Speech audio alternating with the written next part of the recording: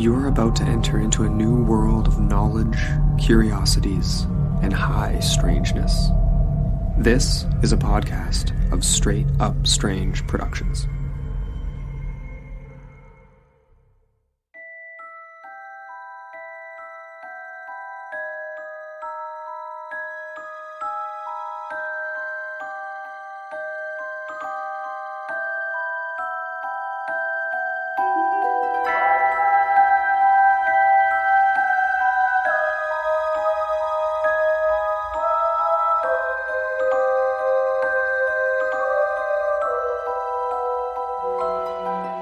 Hello, and welcome back into the portal. I'm Amber Ray.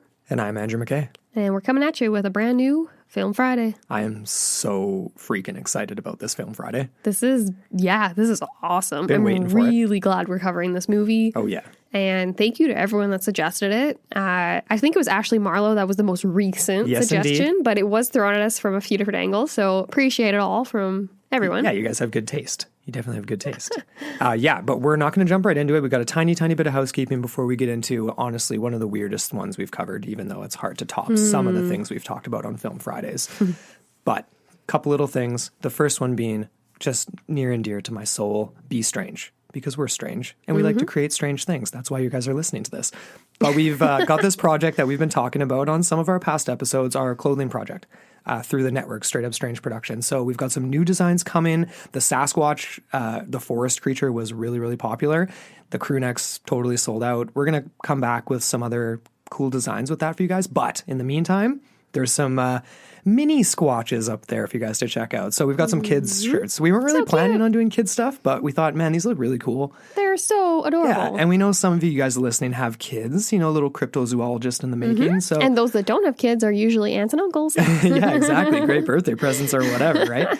So yeah, check it out, straightupstrange.com. We've got the whole collection up there and some new designs coming. So it's a really cool way to help support the network, support us, and it's all original designs. So it's really, really cool. Totally. Also, Amber, you had something to mention here as well. Of course, yeah. Another way to support us, Patreon. Woohoo! We have made a few changes on our Patreon. We're trying to streamline things a little bit here, but we just want to remind you guys, we've got a pretty big backlog of episodes that are Patreon exclusives. And if you sign up at either our $5 or $10 level, you have access to a lot of them. Yes. So this is kind of funny because we have a lot of listeners. Like, we have over 25,000 unique listeners to the show every month. Yes. And just over 20 are actually supporting us on Patreon and have joined the strange collective that we call our Patreon community. Yes. And I just want to say, like, it's just so heartwarming when we do get new patrons. Shout out to our latest, like Kim and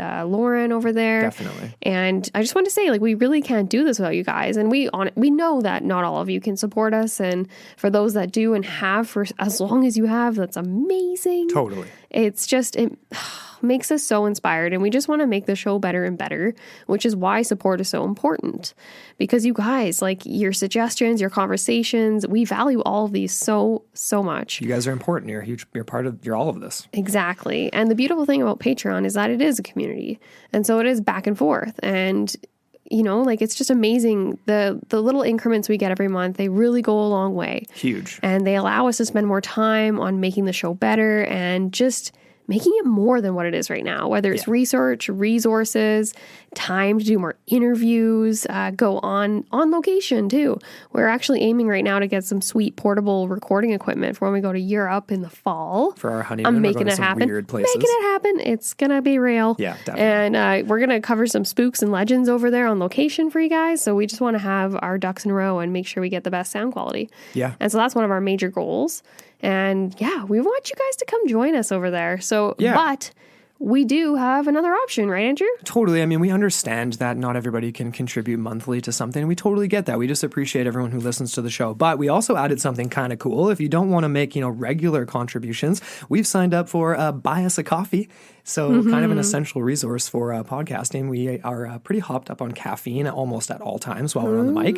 Wine or so caffeine? If you want to support the show, you can just chip in a couple bucks, buy us coffee. Yeah. And that all goes towards so cool. everything that we do. So it's a huge help. I love it. When I first heard about that, I was like, how do they get the coffee over to me, though? DoorDash, it's a delivery. That's the next sponsor we need to get. That would be amazing. Yeah. Imagine if, Skip the Dishes had, you could gift someone a bucket of KFC or something. I would take that in a heartbeat. I wonder. Anyways, Anyway, you sold me. Topic here. Sold me. So yeah, those links are in the show notes, guys, so you can go check that out. But let's get into it. Let's do it. So what are we talking about today, Amber? We are talking about the unseen, the underground America that is us. Right. This is a Jordan Peele film. And it was his second film after Get Out. Yeah. Which we still have to see. We haven't seen that one. But Which he won an Oscar for Best Original Screenplay for Get Out. Wow. So we definitely have to. We are behind the times, and we were big Key and Peele fans back at the comedy aspect of his career. Amazing. Yes. So we are getting into this idea of us or them, or are we them? You know what I mean? Ooh, there's so many questions. It begins with this premise of what they say. There are thousands of miles of unused underground spaces, subway systems, service areas, mine shafts, many with unknown purposes. Reminds me of Hellier. Yeah. Right off the bat. Very creepy. Oh, yeah. Almost like The Void kind of esque too, right? It's descending into the... Definitely. Yeah. And we get more visuals of that later in the climax of the movie there. But this is later kind of revealed as the home of what we know as the tethered in this film, which is this other that Peele does a brilliant job of bringing to life on so many levels. The dialogue, the movements, the visual, the costumes, all of it. It's amazing. He does really well with timing. Timing is in terms of key. the suspense, and then there were some complaints. You and I were laughing at ourselves about how it seems slow paced. People were complaining. I didn't find that at all. I thought the timing of the whole thing was really quite well done. And I think it's more like what you expect too out of this movie. I didn't expect this to evolve beyond the original, the first house, to be honest. And so for me, it was like, boom, this is great. This is just going in all sorts of directions. Totally.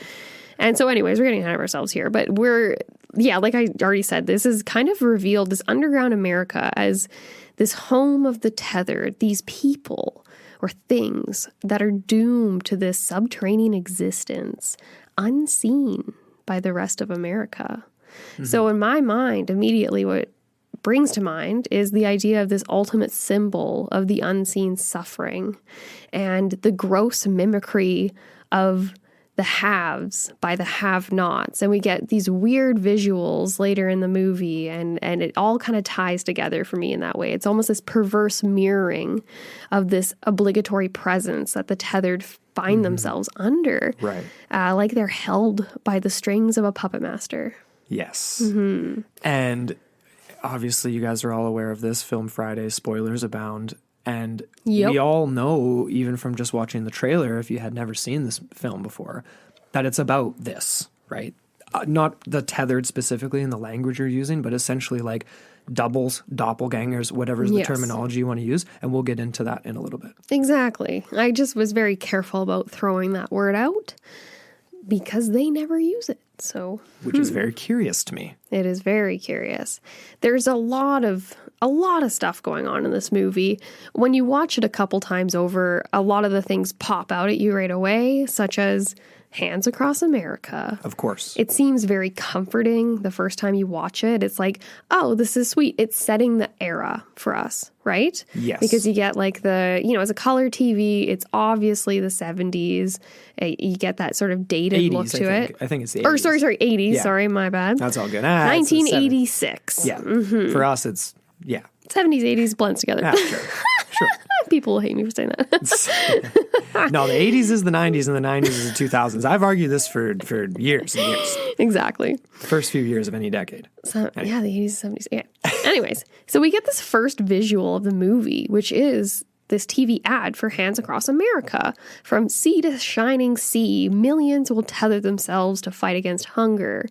Join and see how you can help, reads the ad on TV. Right. When you see the movie a second time, way more ominous, I would say. Yeah.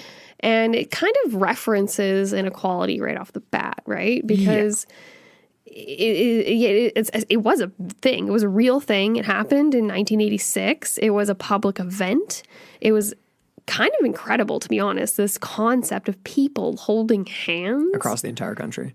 Strange. Yeah, it's a great metaphor, obviously. Especially in light of coronavirus right now. Yeah. Whoa, I'm not touching anyone's hands. Yeah, exactly. Lots of hand sanitizer. The person who touches their face constantly, I just can't help it. I'm sorry, guys. Yeah, Anyways, I'm only doing myself a disfavor here. That's right.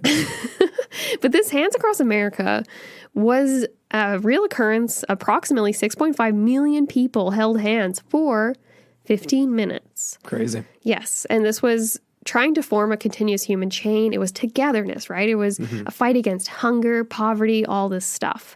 And this definitely becomes one of the key plot devices in this movie, as this ad is one of the last things our main little girl, the main character, Adelaide. Yes. She sees this before she, like, air quotes here, disappears at the fair. And we get into this very ominous scene, but interestingly enough, the shirt she's also wearing that's underneath her Thriller t-shirt that her dad wins for her at the fair is also on her when she disappears, in big air quotes again. Yes. So I loved this scene because, again, storms billowing, you get it off in the distance, you see the rains coming in, beautiful visual where she walks into this creepy Vision Quest find yourself amusement attraction. She literally descends into it, which is a huge metaphor there too. Sure. And she is followed by the rain. So it's almost like a cleansing or something like that. You know, rain functions as a symbol of that in a lot of ways. Yeah, and that almost, you kind of like just sparked, a thought for me, like the tie-in with the whole idea of the biblical references and the sort of prophetic, the prophecy-like language used throughout this film, and that kind of comes in line with that a little bit, right? Like the storm brewing, like the rain, the cleansing. Yeah. And this comes up when the monologue happens between the two main doubles, between Adelaide and her double, right? Exactly. We don't even really it's kind of crazy how this, basically you get this very small scene at the fair and with baby Adelaide, sorry, I keep mispronouncing that, but she gets trapped in this house of mirrors. The lights go off. She is surrounded by darkness. Light and dark is a huge metaphor in this too. We get the symbology with the lighter later on with her son Jason. Yeah. But I loved this because it's just leaves everything up to your imagination. Like, what happened in that house of mirrors? You don't really know right off the bat. Yeah, it's all very you get ambiguous. is the quick jump to a white rabbit. Right. Well, do you want to talk about white rabbits then? It comes up a lot. Let's just jump into that. Matrix, what? Alice in Wonderland? Alice in Wonderland was the first thing I thought, right? Follow the white rabbit. And of course, this came up in a million blogs and different articles we read, and we were trying to okay, what was the symbology Peele was really thinking with the white rabbit? In the end, we can talk about it some more. I got some points to make. It was kind of funny though, because in the end he made, there's a quote from him in an interview where he basically just said, they seemed creepy. He chose it because and it totally did. I mean, because rabbits have this sort of, they straddle the line between being very cute and cuddly creatures. They don't fall in line like rats or other animals that are seen as associated with the plague or things like that, right? But then they're also associated with experimentation, yes, cult cloning. Ritual, pagan ritual, potentially even. They remind me of things like that. You know what I mean? I don't trust a white rabbit, man. Look at those red eyes. That's creepy. That's what's going on in that rabbit? It has a duplicitous nature in my mind. And I think you're describing that very aptly. Yeah, it definitely does. And of course, it's used in a whole bunch of different symbology across cultures and across millenniums, essentially, all over the world. So you can really pick apart however you want, whatever symbology you want it to mean. It definitely connotates the idea of an experiment in my mind, especially with the cages and the vast amount of them, the right? cages in and of itself, yes, definitely implies experimentation.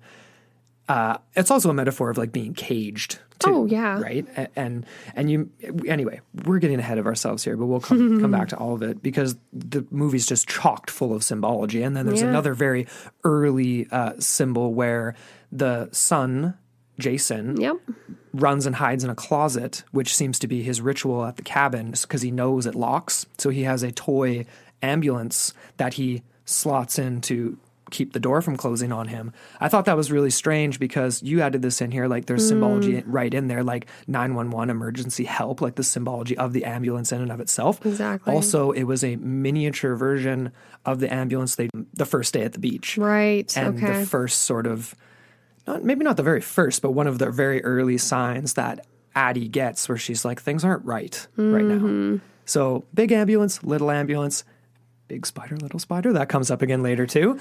There's a lot of sort of like these doublings of things that are like large and small, like that kind of thing going on. Oh, 100%. Yeah. Like, and even, no, totally. Addie is the one that's picking up on all of this. And she's the one that has this weird tension surrounding her. And she even describes it. She calls it like a dark cloud that's just like, shrouding over her and just looming and coming for her essentially. That is so really interesting too, because that comes back into some of my theories at the end of whether or not they're all really connected.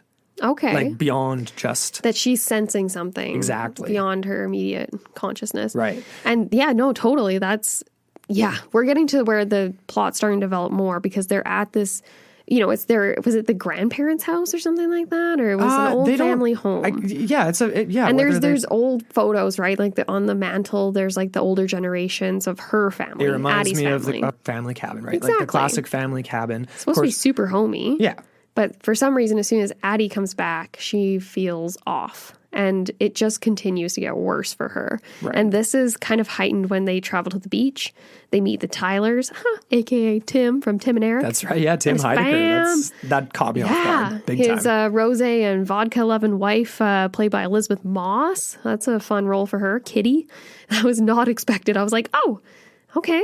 She's definitely run the gambit of a lot of dramatic and not supernatural per se. She is getting into supernatural with The Invisible Man, I guess, coming out. But that's right. I guess you could say Handmaid's Tale is not supernatural, but in the realm of sci-fi-ish. Sci-fi, yeah. Future dystopia type thing. Sure. Yeah. I loved this, though, because there's a lot of little things along the way to this beach that she picks up on, like the idea of the, what's it called? The homeless guy that's getting carted into the ambulance, like you mentioned. He comes up again. He's holding none other than a sign that says Jeremiah 11:11. We will talk about that in a minute. Of course. But she already saw that guy in her youth. Yes, as a youth. As a youth at the fair. So she's already getting these parallels, so to speak. Yeah. And the same ride is still there. It's pretty freaky, man. It's called something different now. It's called Merlin's Forest, but it still reads Find Yourself with a big arrow into the entrance. Super on the nose, but also so creepy. Very. To just have that right on there. It's like, well. Super weird. Okay. Yeah. Like, what do you, I guess, find yourself in a hall of mirrors. Literally. Very much so. Or lose yourself. Anyways, I love this because there's this kind of hilarious scene with Kitty, played by Elizabeth Moss, and Adelaide. And she's like, Kitty's trying to be all like, not like, it's like broing down, but momming down with her kind of thing. You know what I mean? Where she's like trying to. Wife small talk. Like they're just like, she's trying to make small talk. Exactly. It's not really landing. Well, not really making small. She's just talking about herself and how she was like, she's like, oh, you used to be pretty good at dancing, right? I could have been an actress. And she starts going on about that. Yeah. And then meanwhile, you see that Addie has completely distanced herself and she doesn't really hear anything that's coming out of Elizabeth's mouth. She's just scanning the beach and looking over at that ride. And then at one point she says to Kitty, she's a hard time talking, just talking. And in my mind, I was like, yeah, because this Kitty chick is kind of annoying and clearly not in your culture. Not culture, you know what I mean? Like your vibe, so to speak. But anyways, sure, yeah. This is kind of a little bit of foreshadowing too, right? Because it's like, what kind of character does Addie actually have? And who is this chick, really? Is she just antisocial? Or is there something more going on? Well, she obviously seems paranoid from Jump Street. She is paranoid. And it's like, we automatically ascribe that to the fact that she's back at the scene of her trauma. Yes. Right? When she was this little kid and they ascribe how she didn't talk for weeks PTSD. and weeks and all this kind of stuff. Right. Yeah, but it feels more than that. You know what I mean? It feels like more than just the mom spidey sense. Well, there was a couple things. Like, I mean, the Frisbee, like, why don't you talk about a couple of those things? Yeah. Well, I liked your play on the Frisbee there, too. You were talking about how, I don't even know what you said exactly. Well, I mean, it lands perfectly in the circle, the blue circle, right? Like perfectly around the outlined edges. And I thought that was early sort of like referencing to the tethering, like to like it fits the mold. Like again, this could come back to like ideas of like religious overtones being involved here too, like prophecy, like things are meant to happen almost, right? And she says that later on, like a couple scenes later when they're at the cabin, and she's like, feels like a cloud has been over me, right? And it's almost as if, there's like these things little have been symbols, adding these up. little warnings. And it's as if it's meant to happen. Also, I just said this to you literally right before we started recording. It was like the red and blue. I mean, if we're believing that, if there's that a reference to like anything having to do with like political division in the United States and like blue and red and like Republican Democrat, because the title Us is very kind of on the nose for being not just us as in the family, but the U.S. us, because he's talking about them, the country that is the United States. It's right? It's set in America. This isn't happening anywhere and the else. Underground tunnels beneath the country. And like a question that comes up at the end of this episode for us is like, how far does this all go? Yeah, you can even tie that into it's not even just red and blue. It's red, blue, and white with a star. Yeah. So there you go. It's like right on the nose Captain there. America. Sure. Basically, right? Oh my gosh, speaking of Captain America, I saw wedding photos of someone that literally had a Captain America shield in one of his wedding photos.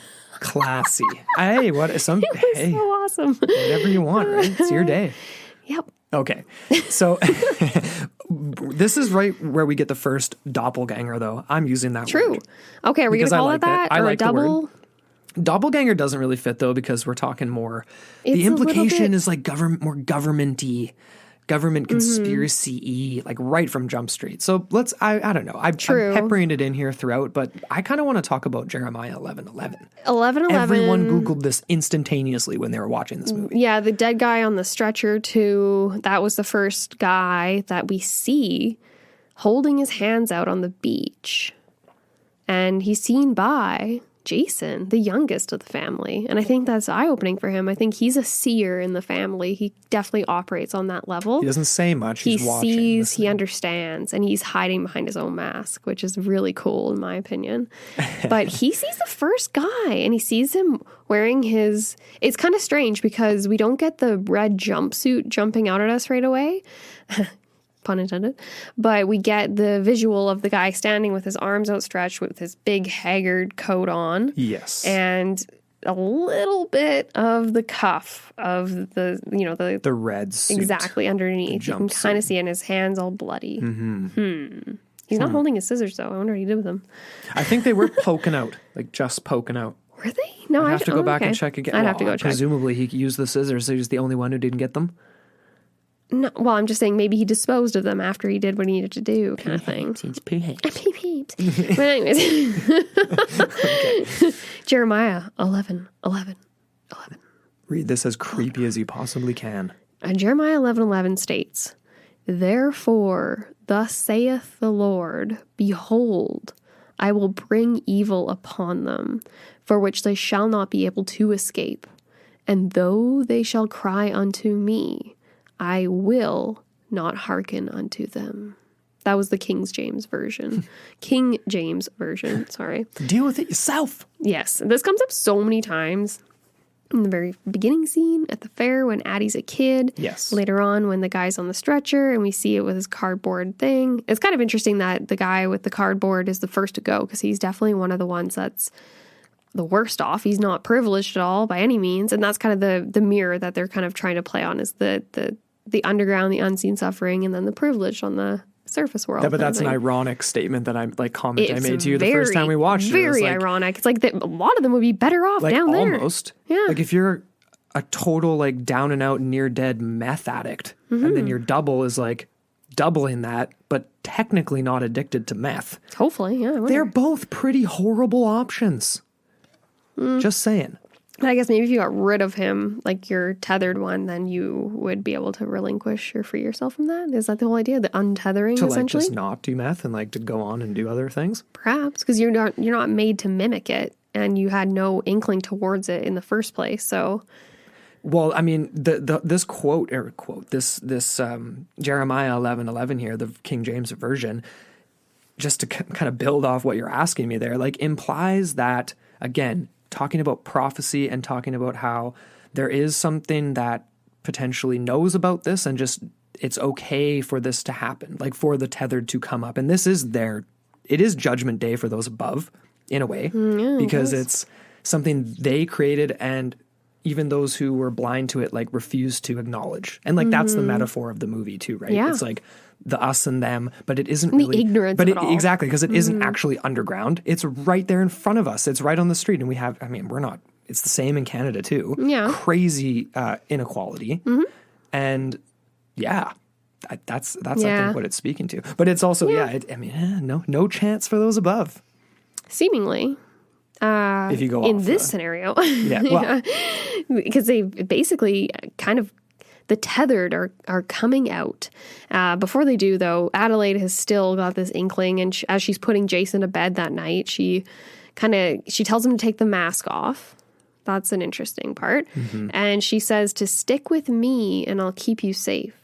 And then as she puts him to bed, she realizes it's 11:11. Judgment hour. more of the, But Jason, he's, like I said, he is one of those characters that he understands more than he should, for his age especially. Yeah. Maybe it's his innocence that helps him into that. Maybe it is just his personality in general. Maybe he's got something he inherited from his mom. I don't know. But he's a seer, and the lighter is a huge symbol of that too. Yeah. He's constantly in the car and all this stuff. He's trying to light it, and not getting there. He eventually does. There's that really interesting scene with him and his double in the closet. And the double has matches. And he's known as being like a bit of a fire starter. Yes. Pyromaniac a little bit there. But there's this whole weird scene, this reveal, right? Because immediately Jason realizes that he'll mimic anything he does. And he puts out his hand, and then he does the hand test. Then he does the mask. And then his double pulls up his mask to reveal a very grotesque figure underneath. Right. And even before that scene, Jason, as he's being put to bed, his mom picks up the picture that he drew of what he saw earlier that day. And he doesn't really tell them what he saw, really. He's like, I don't know. No, he kind of brushes it off. He kind of does. And it's like, well, do you not know? And why would you paint that or draw that or whatever kind of thing? So he's very much this kind of a seer, but he is wearing his own mask. So what is he? Is this mask kind of like a symbol of the other within? You know what I mean? Like, is he constantly... Well, you're asking that question kind of based on what we find out in the end. A little bit. A little bit. Another way to think of it, too, is the idea of it's paying homage to Friday the 13th, Jason in that movie. Oh, it 100% is a nod to that. It has to be. And he does several, like Jordan Peele does a couple of those throughout the film just to... Sure. Yeah, heighten that and all that kind of stuff. Yes. What'd you think of Jason, though? Jason was a character I noticed obviously way more in the second time around, the second time we watched, right? You know, I almost even, I even missed the first time the drawing, that he did. You know, little things like that. I missed that the first time. Yeah, and it's interesting because he's know? always seen it with the sun. Like, there's a lot of that. So where the sun's behind him or the sun is in the distance in the background. He ends up being one of the more clever in the family, though. Like, the dad's useless. Like, Gabe is essentially useless. He's Chevy Chase, like, kind of like, you know what I mean? Like, he's useless. His leg is bummed the entire time. Like, he manages to take out Tim Heidecker. I guess that's pretty great. And himself. And his own double, yeah. But anyway, the kids are pretty badass. The kids are, yeah, they do much better than they kind of do. Dad. Adaptability, man. Yeah, I guess so, right? Yeah. Well, that's kind of, yeah. So the whole family dynamic is interesting. They're very cohesive. They're very, like, honest with each other. And I think that definitely speaks to why they obviously survived or as long as they have or had in the film. Right. Unlike the Heideckers or the Tylers, as they're called in the movie. Yeah, the Tylers, yeah. Where he's just a total douchebag and basically just gets his throat slit on the spot.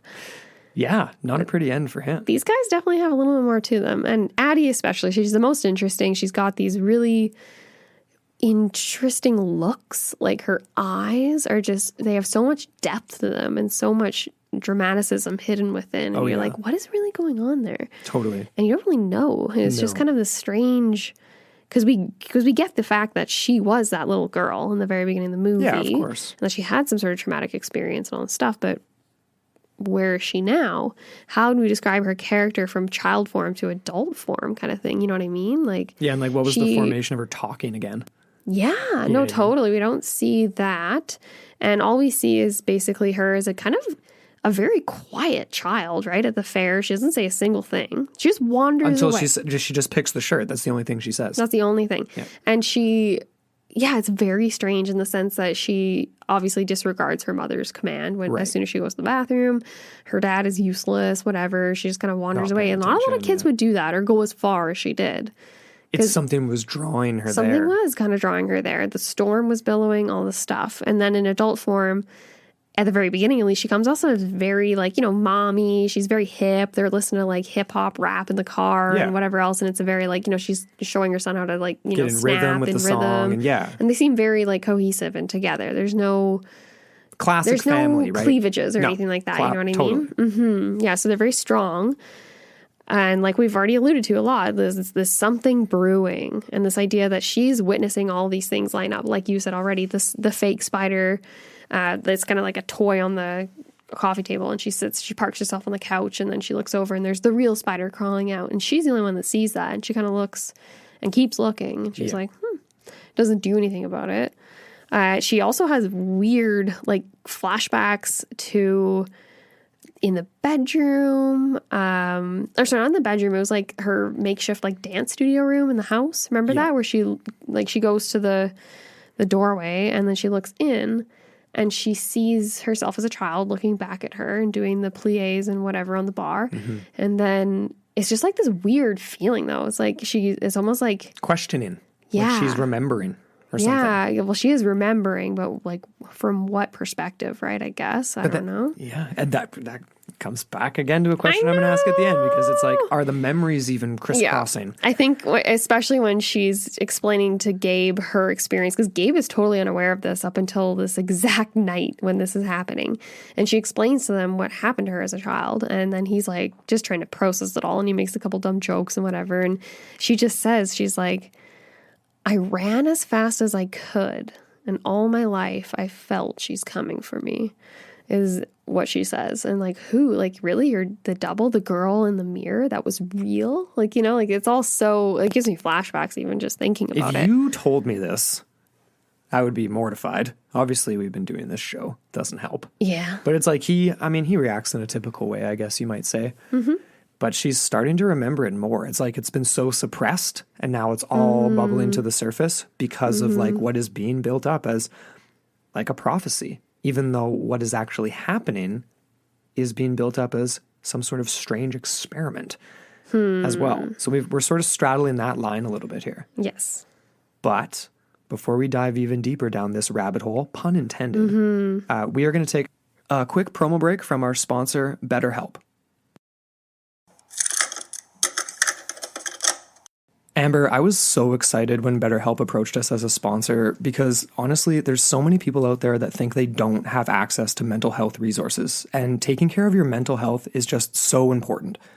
BetterHelp Counseling Service is a new way to get the help you need when you need it. And let's face it, it's not always easy to ask for help. Well, now it is. They offer secure, convenient, professional, and affordable online therapists. BetterHelp is a really easy way to get the help you need when you need it. And let's face it, those times can sneak up on you. Like in the middle of the night, when you wake up with all sorts of stressful thoughts that can cause a spiral of anxiety, knowing you can talk and have support or just someone in your corner to go to can really curb those spirals if you're anything like me. BetterHelp has licensed professional counselors who have broad expertise in areas that might not be available to you locally. They specialize in everything from stress, relationships, trauma, self-esteem issues, or even just sleeping issues. And what's really great is anything you share is confidential, and you can begin communicating with a real person who is a licensed counselor in under 24 hours, all in the format of your choosing, whether it be desktop, mobile web, Android, or iOS apps.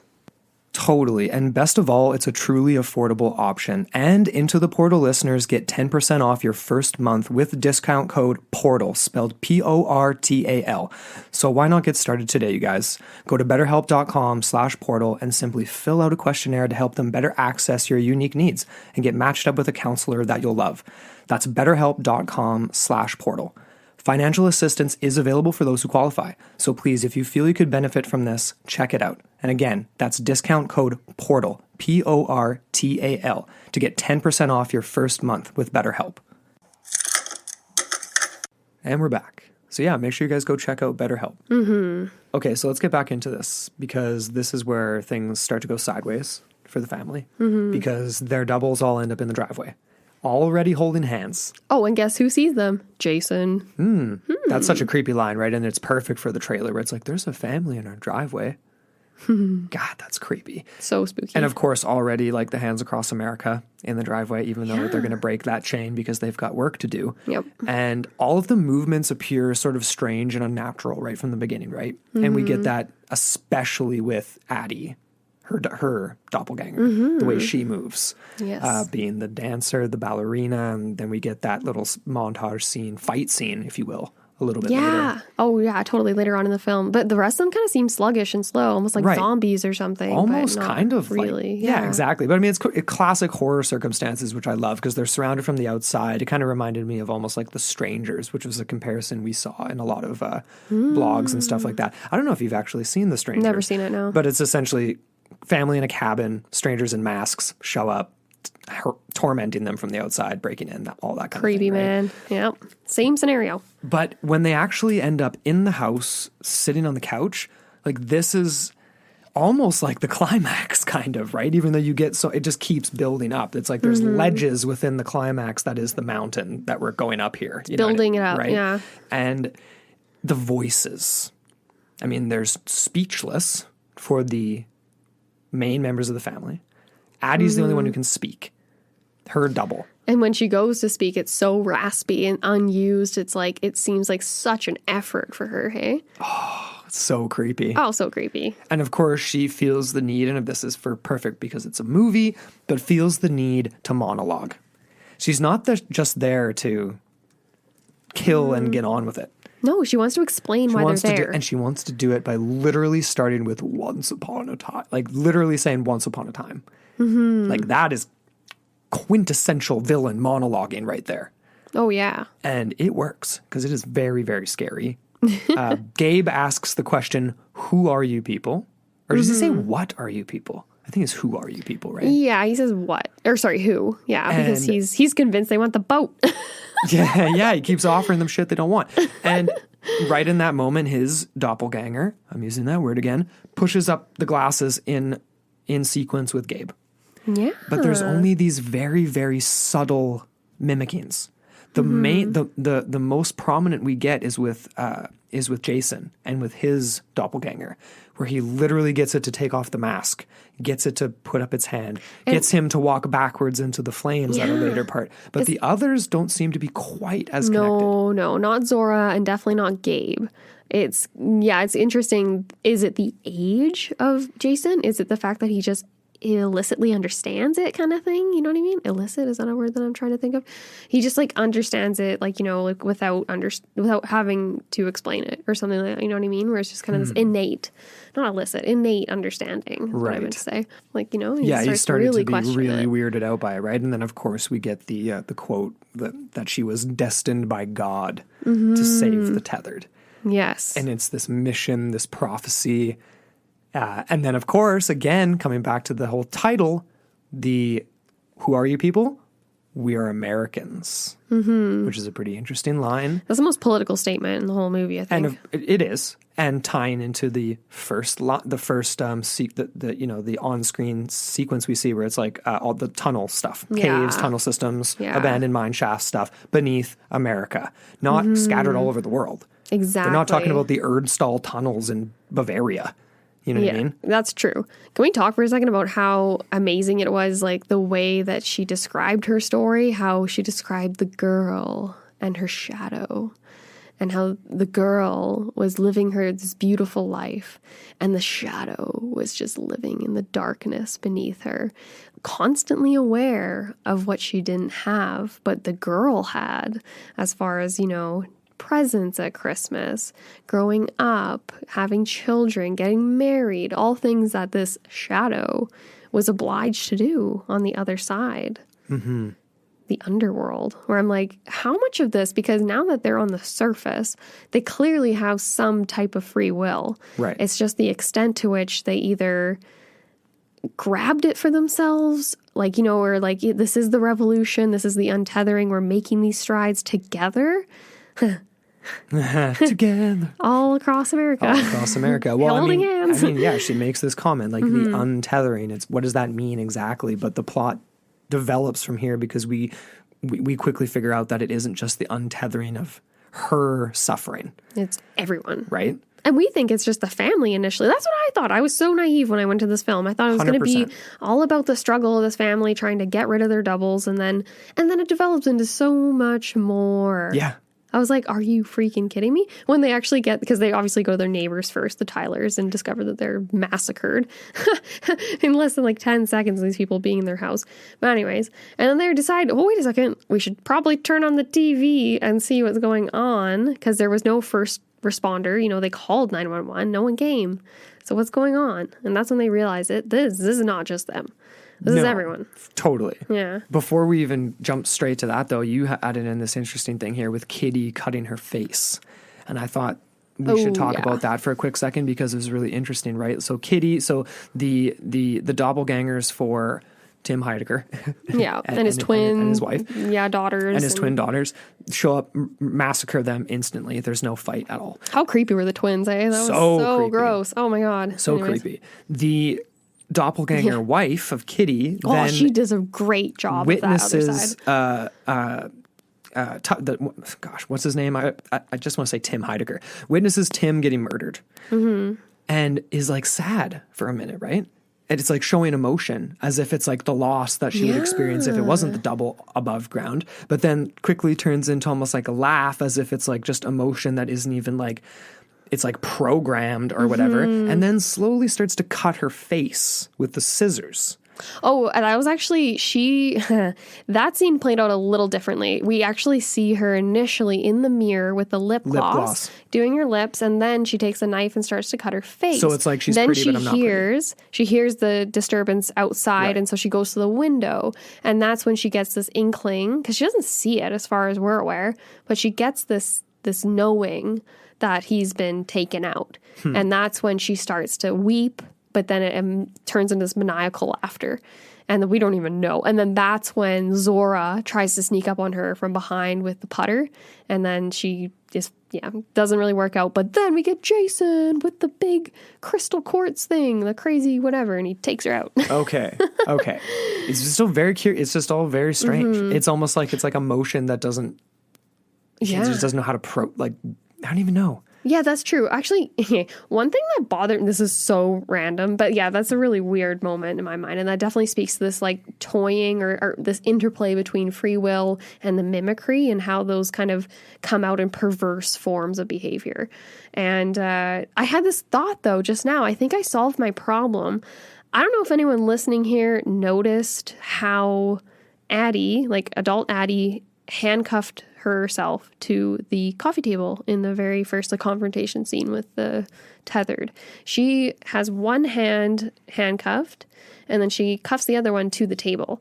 So it's not as if she's cuffed both of her hands, yet somehow in later scenes in the movie, she's seen with both wrists cuffed and they're connected.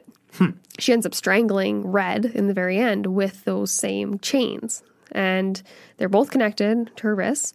The thing that I'm thinking to myself now is, was she reconnected by Kitty's double? Because she was handcuffed in the bedroom. That's why she can't do anything to save Zora when her initial attack goes sideways. That makes sense. So maybe that's when that happened. Because you were asking about that and you were like, that bothered me. Sense. I think that makes sense. Yeah, that really bothered me in the movie. But now I'm thinking you might have answered that question. But if anyone's seen it 4 or 5 times, because we've only seen it a couple times. There's also the curious aspect of that scene where Kitty doesn't kill any of them. I mean, she sort of tries to, like, it's just almost like ties them up. self-defense, though, but she doesn't go out of her way to murder them. It's like, you get to kill your double, and that's it. Mm-hmm. Because that's the plan. That's hands across America. I guess so. In their eyes, I guess, right? With their gold scissors and red suits. Where do they get those from? Yeah, who's manufacturing these? Yeah, they're and so distributing clean. these? Who is their dry cleaner? I want to know. Who is pressing these suits? I guess they are red, so the blood doesn't matter. But even so, blood is much darker than that red. You need a nice green couch. What's that from? What we do in the shadows is a green couch. It ends up red. Yes. Anyway. Okay, so then they're watching the TV, and there's this super creepy line from the reporter interviewing someone where it's someone who's frantically being, they came from the sewers. They're coming out of, people are saying they're coming from the sewers. That is awesome. That's like it. That's like it meets The Purge. Because these people want to kill everyone that looks like them. They're Purge. doubles. Oh, yeah, I forgot about the Purge. And so, yeah, people with these red jumpsuits, scissors or shears, stabbing people, and then joining hands. This is what people are seeing. So what is the symbology of the scissors? Like, that, I thought we were asking ourselves that when we were watching and thought that was kind of strange. We're like, they're just kind of creepy, I guess. Like, it would have been a little too on the nose to just come up with a knife. Parts joined together. Yeah, well, I pulled the And it kind of looks like hands too. It does. Or the what's it called? Like you're onto something here. So I pulled this from just from a Rotten Tomatoes editorial on the film, and they talk about how scissors are made, like you're describing here, with this very, very visual description for all of our listeners on an audio show here. Scissors are made of two blades, right, joined by a single bolt. But when separated, they mirror each other's movements, right? So this is like the mirroring, like a doppelganger, like a double. Not only then do scissors functionally separate things that are attached, but they also, in and of themselves, represent the way two like things work together and then reflect one another. That's very So curious. they're used to separate things. And obviously Red is using them in that scene, right? In the very final like confrontation scene where she's cutting the people holding hands, like almost like snowflakes, right? Where they're all joined together, but she's using the scissors. Right.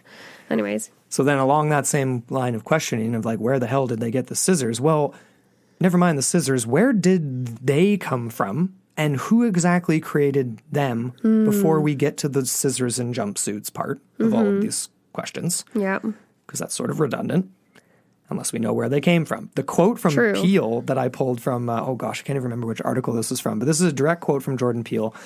I have a pretty elaborate mythology and history of what's going on in this film. And of course, the dilemma that comes up is how much of that do you tell? He goes on to say, when there are questions left and you know there is more to the story, your imagination is left to run wild. Exactly like how ours are running wild. Exactly. Apparently there is going to be a sequel called Them that's supposed to be coming out sometime next year. Interesting. And he'll be explaining a little bit more of the mythology within that plot line, I'm hoping. Very cool, because I actually kind of threw that out. I was like, why do you call it us? Why didn't you call it them? Because it kind of seemed like that, right? It's like whether or not you want to be inclusive or exclusive is kind of where I was coming from. Well, and I think it's because he wanted... In your perception of self. No, totally. I think it's just very on the nose, like us, U.S. Yeah. United States. Totally. Like it's literally those two letters. Spell it out for me. Yeah. When we get down to... B-R-A-H. B-R-A-H. It's Barbara. It's Barbara. Fly the Concourse, people watch it. Jason ends up... There's a whole bunch of craziness, you guys, that we could break down scene by scene, but we wanted to get to the part where, obviously, Jason's rescued because he ends up backing up into the flames and his double... Because he knows that'll work. His double goes down, but then he's kidnapped. Yep. Ends up back down... By Red. Kidnapped down underneath through the mirror, back into the carnival ride. Yeah, that's weird how it's through the mirror, hey? So bizarre. But, of course, Addie knows where to go. She knows how to find Red and follows them down there. But this is the part where it's like brings up so many questions for me. But let's talk about the whole recognizing Addie thing, because even though we're sort of jumping a little out of place here, but Jason looks at his mom very strangely at various points nearing the end. He does. He does it throughout the entire film, if you really want to look at it. He's very much the seer, like I've already alluded to. And he walks in on several points, one quite early in the movie when they're still at the Tyler's residence. And that's when Addie goes back to grab the car keys. And she realizes that one of the twins isn't dead, not in the place where they're supposed to be. And she has this whole showdown shindig thing and ends up killing quite brutally the remaining twin in front of her son. And she doesn't realize that he's watching, and she does her like death blow grunt kill kind of thing and is very animalistic in that scene and very much akin to a lot of the nonverbal language that is emitted by the tethered. And he just basically watches her amazed, and you're kind of like, oh, this is her, like coming to grips with all this crazy stuff that she's felt coming. This is her enlightenment. It's kind of like, what's it called? Like not coming of age, but kind of like one of those rites of passage where you're like, this is me now. Right. This is me now. This is me now. Totally. Anyways, but he is the only witness to her violence and the first sign of her perhaps otherness. Sure. Yes. Yeah. And so at the very end of the movie, after the climax, when Addie ends up killing Red with, like I said, her chain, very animalistic again, lots of grunting and all that kind of thing. Yeah. And she finds Jason in the locker where he's hiding. He doesn't come to her. He doesn't see that scene go down and go to her as if that's his mom and that he should be comforted by that. If anything, he's very much just, I don't even know how to describe it really. He's kind of just like in this state of shock, perhaps. Yeah, fair enough. And she's kind of like, she's touching him all over. She's touching his face. She's touching her face. She's pulling her hair back. She's like, this is like, it's me. It's me. And like, she even says, they can't hurt you. They can't hurt you. And he kind of slowly shakes his head when she does that. He says, like, I don't understand. She's like, do you understand? He's like, no, he doesn't understand. And she's very just focused on him and making sure that he is with her. You know what I mean? Like, mentally. And it's kind of freaky because basically we come to the realization at the very end of this film that Addie is the tethered. Yeah. She has been switched. Yes. She's been swapped out. And the second time around when you watch this movie, or the third time even, you start to see it, right? Where you're like, that's a red flag. That's another red flag. And it's all throughout the movie. We kind of want to save this for more towards the end of our review here. But this is just one of those crazy moments where you're like, mind blown. All right. Totally flip this whole thing on its head. But then at the same time, too, it's almost like the questions we're asking in regards to Jason are sort of like kind of redundant a little bit. Because like, for example, if like crazy, mind blown at the end, Addie gets switched out. Red knocks her out. She's faints because she's terrified, gets dragged down, chained up. She becomes Red. That leads this revolution of the tethered. The tethered leads the life as her. That's why she came out and couldn't speak, and her parents thought that she was traumatized, but she just straight up couldn't talk. Jason is still her son. He's the tethered son. So you're talking about the scene and you're talking about all this stuff as if he has a subtle genetic difference, but that's still his mother. It's No, I'm not saying genetic difference at all. No. Like he's different. He's different because his mother was one of the tethered. Is like kind of what I'm picking up. What you're putting down. Like he is a little bit different. He can perceive things differently because he is the son of one of the tethered. More of like his antenna's kind of a little bit stronger. And then in that same breath, it's still his mom. You're not. You shouldn't be afraid of her because she's the tethered. I'm air quoting here because I don't think he's afraid of her. I think he's having this epiphany. Questioning. It's like an existential I think he's crisis. having this epiphany that he is the other. He is that. Right? Okay. And wouldn't that not That's freak cool. you out? Like you're looking at it and it's your family. It's your whole life. What if you woke up and then you suddenly realized one day your mom was actually from Mars? But that but then that's totally different though, because we're talking about human, and that's what they say in the monologue. Like Red's like, we're humans, we bleed, we were created. Even anything like we were created by God. Like they're sons of Adam is the implication here. It's just the realization that the reality is not what you thought it was. I think is the craziness there. Sure. And he doesn't say anything, and so they're like beautifully in tune with each other. And the fact that he has the mask from the beginning, right? He is more aligned with all of that. And then you get the other two, Zora and Gabe, that are just oblivious. They're just going to go with the rest of their days not even knowing.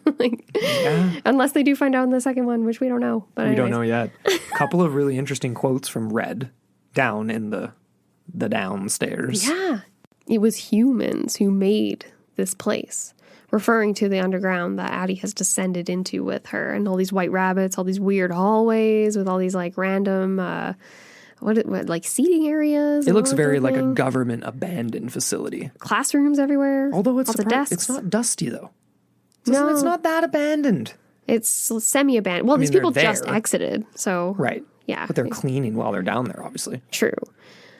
I guess. I mean, like, I don't know. Was this a direct quote from her here, how they figured out how to replicate the body but not the mind? Yeah. That was kind of another thing she said in that confrontation scene. Where they're both coming to the realization that they are one and the same, kind of. Right. And that they are much more closely akin than they want to recognize. Or at least one of them doesn't want to recognize to a certain degree. Mm-hmm. Yeah. And obviously we're sort of the little Easter egg leading up to this is, like you said earlier, like the line from the daughter in the car with the fluoride, right? About how not to trust the government, essentially. Like, I guess nobody cares about the end of the world. Or she says some sarcastic line about that, right? Yeah. And it sort of implies government control. Yeah, very true. That we're all rats in the cage, or white rabbits in the cage. White rabbits in the cage. So to speak. But the idea that Addie was born special, is that really the case, or was it just special circumstances that made her into what she is and made Red into what she is, right? Because they both have especially Red has a very centrifugal role in this whole uprising. Yeah. And the idea that she is the focal point for all these people, like when they witness her movements and all this, like, the dancing down below, and they realize that she's special. I wonder if they recognized that she could talk too. Or was she too terrified to talk, maybe? I don't know. At first, I guess. But she was very quiet in the very opening scene. We didn't see her talk once. No. So again, that kind of alludes to that. This whole switch-up scene, though, like, what did you make of that whole monkey wrench? I liked it. It definitely worked for me. It because it made me question so many other things. This movie just makes you think and makes you ask questions, which is exactly what Peele wanted. He said as much. But yeah, that really made me ask the questions of, what are these things? And like, what is the energy? What is the connection that causes the tethering? Because it was very easy for Red to do the swapperoo. You know what I mean? Mm-hmm. It's able to do that. They didn't just bump into their double and swap it out. Yeah, that's true. That is very prophetic to a certain degree. Right. Yeah. Mm-hmm. But then at the same time here, though, like, I found it particularly interesting that they never used the word doppelganger, probably because it's obviously like to make the movie itself more special. It doesn't use that word. It's a word that's been used before. Catherine the Great. People have been chased by doppelgangers. You don't want critics to be like, oh, but this isn't a doppelganger because X, Y, and Z or something like that. You know what I mean? It's beyond that. Sure. Mm-hmm. But then at the same time, too, it's like we don't really know exactly what a doppelganger is or where it comes from or what exactly it is, right? But we're brought, like, I don't even know. Like, it's a curious question because we're straddling the line of, like, is this paranormal? Or is there paranormal elements to this, which there kind of is? Or is it purely an experiment or a mix of both, right? Like I just said. So, because we're led to believe that this is an experiment or a project from a rather strange and sort of nebulous them. We don't really know who the them is, right? How long has been going on too, right? Because when she was a kid, it was back in the 60s. Or 50s, 60s, late 50s, early 60s maybe. I can't remember the exact date on that one, but... Yeah, no, it's this idea, like, how long has this project been going on for? Who exactly in the government, if you're calling it the government or if it's someone else? I'm leaning government with this one. Sure. How long was this project? When was it abandoned? What was the purpose? What were they trying to achieve? Was it cloning? Like, that's just it, right? Like, Red states that they bleed. They're human, right? Like, we're like you, but they're not really, right? They're these weird shadows, mirrors. Yeah. Yeah. Mm-hmm. I mean... So we've got these doubles that exist in a world, an underground bunker, essentially, right? But there's got to be more going on with the actual tethering to take place. You know what I mean? Like the experiments or projects had to be involved in some sort of like ethereal space, quantum energies that we don't understand. The project ended, but then there's things like the kids, like the new tethered, It's like the project just kept going. They end up, the kids are born. They end up mimicking their doubles on the surface. There's nobody there enacting this program. So who was Addie's parents then, right? Like, yes. Where did these things come from? Like, were they just manifested spontaneously, or did they have to be grown in an incubator? Like, you know what I mean? Like, is this like the Matrix where it's all in our heads? Well, that would actually make more sense, because the question I'm left with is like, what is the energy tethering these two separate entities? Everything's connected, man. That's what we talk about all the time on the show. What about Nikola Tesla's whole like human energy grid thing? Yeah. You know, what if we're powering ourselves from the other side? Ooh, Hollow Earth. It's a real thing, babe. The Hollow Earth. It's a real thing. The other kind of point I wanted to make that we've kind of mentioned already is like, if this is just a physical space beneath the earth, like in part of it, there's one entrance point beneath the Santa Cruz boardwalk. There's a bunch across the entire country. It might be a bit of a maze, but why doesn't young Adelaide just try to leave once she was uncuffed? Is it a one-way door kind of thing? Right? Like, was she all of a sudden stuck mimicking and like couldn't even get up the escalator? Like, couldn't leave because she's stuck mimicking? How did Red get there? You know what I mean? Right. Was it this weird perfect storm that night when she was on the pier at the fair and she just happened to be drawn? And likewise, we see it, right? We see the mirroring of what Adelaide is experiencing on the surface versus what her tethered is. And even like the messed up shirt, it's not Thriller. It's something like Thriller, but not quite. Like, it doesn't have words. It just has these shapes on it. Not even like a picture. No, it's just like the same colors, kind of like whatever, right? Yeah, so it's like this half-formed version of it all. Right. Playing out in this weird subway system, like classroom, strange government conspiracy classified setting. Right. Okay, just to sort of like muddy it a little further then, this is my ultimate like WTF of this movie, because the mimicking we see in the film, okay, I'm just trying to like process all this in my head here. Jason walking backwards, the glasses in the first scene with Gabe in the living room, right? The doubles mimic. So is this a part of the tethering between two completely separate entities that are human, quote unquote, that are tethered by some sort of unknown invisible force that's been harnessed by some sort of clandestine operation that's created this whole mess? Or are the doubles really and truly a shadow? As Red states, like, the girl had a shadow, right? In the sense that there's a part of them in their doubles and vice versa. Sure, the doubles can come up and kill their doubles and not die, but maybe that has something to do with the way, like, Kitty reacted. You know what I mean? Like, I don't even know. It's like are they truly a shadow in the sense like they're connected by more than just an energy that's the puppeteering? Well, you would have to imagine maybe if they do have this all-knowing kind of aspect to them. They're omnipotent, essentially. Perhaps. At least Red is. Right. Seemingly. Unless the rest of them would have to know where to go to find their doubles and to make this all happen, presumably. Yeah, that's a lot of coordination. Yeah. Especially on the same night. You know what I mean? Yeah, like, is everyone just city by city, their doubles are right there? Like, it's within 25 miles if you're in the U.S.? That's a lot of people to account for. Yeah, no, it raises a lot of questions. I can't wait for them. I can't wait. I really can't, because I have no answers at all. No. None. No. But we want to know if you guys think the tethered exist across the world. That remains to be seen. There are suggestions that this is a unique American phenomenon, and even Red's line, obviously, we are Americans. So this is very Americanized, is very politicized in that degree, but could this be happening all around the world? Adelaide wants to go to Mexico, so perhaps not. Maybe she knows that it's not going on down there, It's another version of Handmaid's Tale, essentially, right? This is an American phenomenon. Yeah, got to get to Canada. Even though inequality exists all around the world. Yeah. So, yeah, I don't know. We're coming down to the end of it. Any favorite moments for you, or satisfying moments, or anything like that? Favorite or satisfying moments. I just loved Tim Heidecker. That was perfect. So that was great. Him getting stabbed was great. He was very funny on the beach. But I think, I don't know, my favorite actress in the movie is the mom, Adelaide. She is played by Lupita Nyong'o. Lupita. I can't remember. I don't know how to pronounce that. Sorry. Her eyes are just so freaking intense, man. and she carries the movie. Like, they're all great actors, but she does such a good job. And I love that they're playing their doubles, right? Like, of course, because it's their doubles.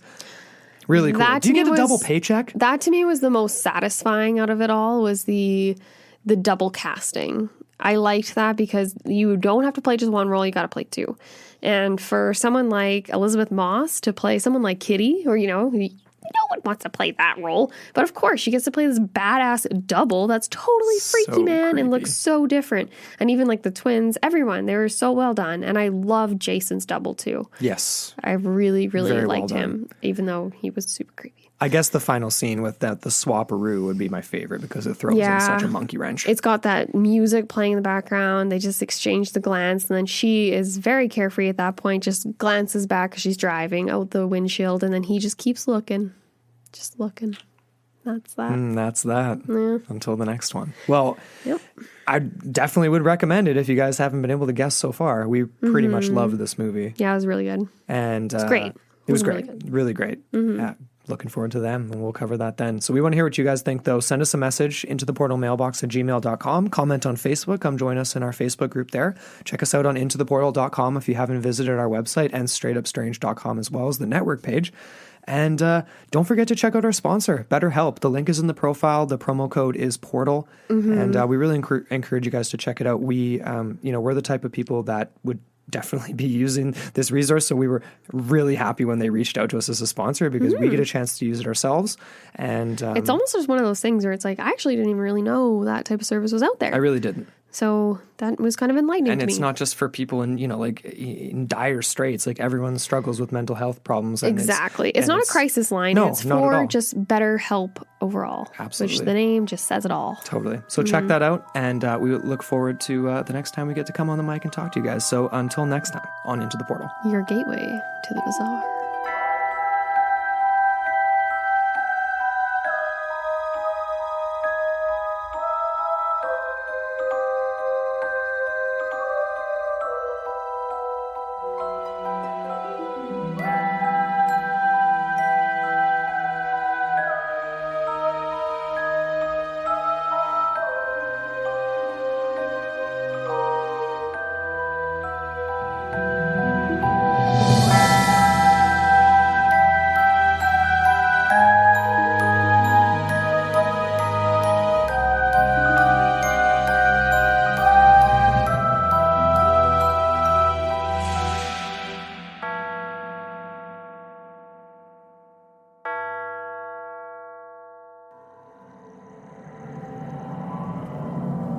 This podcast is a part of Straight Up Strange Productions. Discover more shows like this one at straightupstrange.com.